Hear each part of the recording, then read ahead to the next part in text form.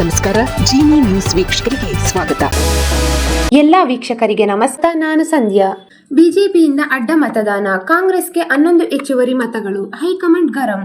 ವಿಧಾನ ಪರಿಷತ್ ಚುನಾವಣೆಯಲ್ಲಿ ಬಿಜೆಪಿಯಿಂದ ಅಡ್ಡ ಮತದಾನ ನಡೆದಿದ್ದಕ್ಕೆ ಹೈಕಮಾಂಡ್ ನಾಯಕರು ರಾಜ್ಯ ನಾಯಕರ ಮೇಲೆ ಗರಂ ಆಗಿರುವುದು ಕಂಡುಬಂದಿದೆ. ಬಿಜೆಪಿ ಜೆಡಿಎಸ್ ಶಾಸಕರ ಅಡ್ಡ ಮತದಾನ ಮಾಡಿದ ಪರಿಣಾಮ ಕಾಂಗ್ರೆಸ್ಗೆ 11 ಮತಗಳು ಹೆಚ್ಚುವರಿಯಾಗಿ ಬರುವುದು ಆಶ್ಚರ್ಯ ಉಂಟುಮಾಡಿದೆ. ಬಿಜೆಪಿ ಅಡ್ಡ ಮತದಾನ ಮಾಡಿದ್ದಕ್ಕೆ ರಾಜ್ಯ ನಾಯಕರ ಮೇಲೆ ಹೈಕಮಾಂಡ್ ಕೆಂಡಾಮಂಡಲಗೊಂಡಿದ್ದು, ಶೀಘ್ರವೇ ಈ ಕುರಿತು ವರದಿ ನೀಡುವಂತೆಯೂ ಭಾಜಪ ಹೈಕಮಾಂಡ್ ಸೂಚಿಸಿದೆ.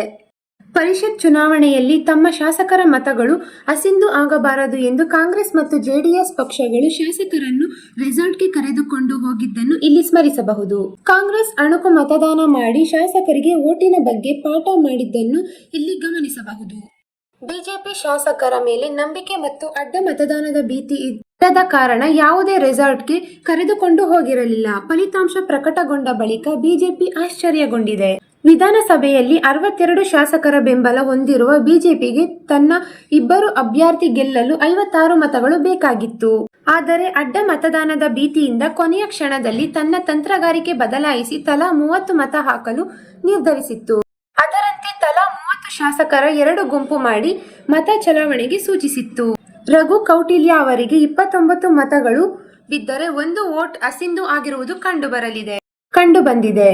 ಲಿಂಗರಾಜ ಪಾಟೀಲ್ಗೆ 27 ಶಾಸಕರು ಮಾತ್ರ ಮತ ಹಾಕಿದ್ದು, 3 ಅಡ್ಡ ಮತದಾನ ಮಾಡಿದ್ದಾರೆ ಎಂದು ತಿಳಿದು ಬಂದಿದೆ.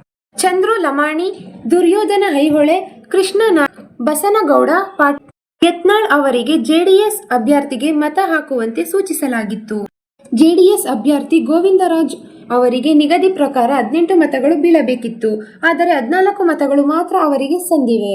ಪರಿಷತ್ ಚುನಾವಣೆ ಗೌಪ್ಯವಾಗಿ ನಡೆಯುವ ಕಾರಣ ಯಾರು ಅಡ್ಡ ಮತದಾನ ಮಾಡಿದ್ದಾರೆ ಎನ್ನುವುದು ಗೌಪ್ಯ ವಿಷಯವಾಗಿದೆ. ಯಾರ್ಯಾರಿಗೆ ಎಷ್ಟು 135 ಶಾಸಕರು ಇರುವ ಕಾಂಗ್ರೆಸ್ಗೆ 151 ಮತಗಳು ಬಿದ್ದರೆ 62 ಶಾಸಕರು ಇರುವ ಬಿಜೆಪಿಗೆ 56 ಮತ, 18 ಶಾಸಕರು ಇರುವ ಜೆಡಿಎಸ್ಗೆ 14 ಮತಗಳು ಬಿದ್ದಿದೆ. ಲೆಕ್ಕಾಚಾರದ ಪ್ರಕಾರ ಕಾಂಗ್ರೆಸ್ಗೆ ಅಧಿಕೃತವಾಗಿ 135, 2 ಸಹ ಸದಸ್ಯರು, 1 ಸರ್ವೋದಯ ಕರ್ನಾಟಕ ಹಾಗೂ ಬಿಜೆಪಿಯ ಉಚ್ಚಾಟಿತ 2 ಶಾಸಕರ ಮತಗಳು ಸೇರಿ ಒಟ್ಟು 140 ಮತಗಳಷ್ಟೇ ಬೀಳಬೇಕಿತ್ತು.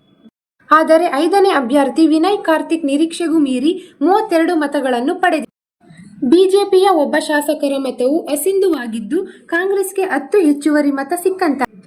ಆದರೆ ಕಾಂಗ್ರೆಸ್ಗೆ 11 ಹೆಚ್ಚುವರಿ ಮತ ಸಿಕ್ಕಿರುವುದರಿಂದ ಇನ್ನೂ 1 ಹೆಚ್ಚುವರಿ ಮತ ಬಿಜೆಪಿ ಹೋಗಿದೆಯೇ ಅಥವಾ ಜೆಡಿಎಸ್ನಿಂದ ಹೋಗಿದೆಯೇ ಎಂಬ ಪ್ರಶ್ನೆ.